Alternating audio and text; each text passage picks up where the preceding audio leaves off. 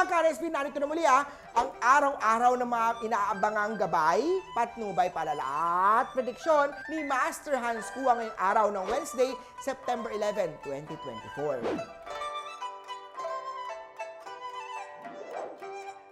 Para sa mga pinanganak ng Year of the Rat, sa mga may admirers na mahiyain or nag-aalanganin, ikaw, mga Year of the Rat, ang mag-initiate ng first move mo.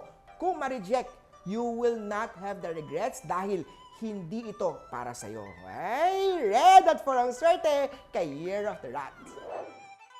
Ox naman tayo, may sapat na daloy ng resources pero be wise sa paglabas ng malaking pera sa risky business. Brown at for ang swerte kay Year of the Ox.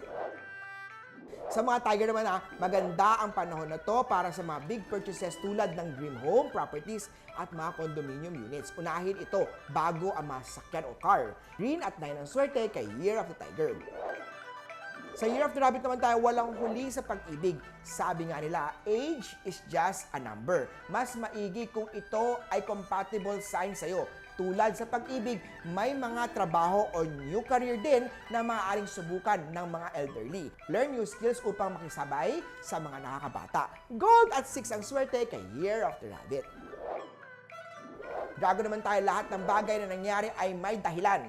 Maaaring may mas nababagay para sa'yo. O kaya naman kailangan mo muna matuto ng ibang skills or have more experience. Huwag kang ma-down sa mga simpleng bagay. Blue at 1 ang swerte kay Year of the Dragon. Sa mga pinanganak ng Year of the Snake, prone ka sa accident ngayong araw. Mag-ingat sa pagka-travel, pagmamaneho, lalo na kung nagmamotorsiklo. Peach at 5 ang swerte kay Year of the Snake. Ito naman sa Year of the Horsey, di na kailangan ng prediction sa'yo dahil kita naman sa aura mo na pagod ka na. Huwag hayaan na bumaba ang immune system. Matulog, magpahinga, get enough rest. Red at 4 ang swerte kay Year of the Horsey. Goat naman tayo, magiging proud ka sa career mo. Huwag paghinaan ng loob. Be happy na rin sa iyong kinikita. As long as may bubong na sisilungan ka, pagkain sa laman ng tiyan mo at sa pamilya mo, lagi nandyan, you are blessed. Be contented and be happy. Blue at 8 ang swerte kay Year of the Goat. Kay Year of the Monkey naman tayo, peace at harmony para sa may mga pamilya na. Ngunit sa mga single naman dapat din nilang mahanap ang tamang tao sa kanilang buhay. Huwag magpadalos-dalos dito. Take time. Pink at 2 ang swerte kay Year of the Monkey. Sa Rooster naman tayo, mag-ingat sa mga contagious disease at mga allergy. Humihina ang resistensya mo dahil sa pagod at laging puyat. Green at 3 ang swerte kay Year of the Rooster. Kay Dog naman tayo, ang mga magagandang opportunity ay nandyan lang. All you need is focus at determination.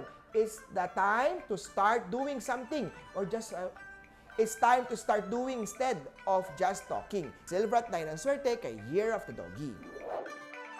At sa Year of the Pig naman tayo, for existing relationship, it's time to talk about ang mga future nyo na pagsasamahan. A stagnant relationship is not worth the wait. Kung ikaw ang third party, panahon na para humanap ng bagay sa'yo. Blue at 2 ang swerte kay Year of the Piggy.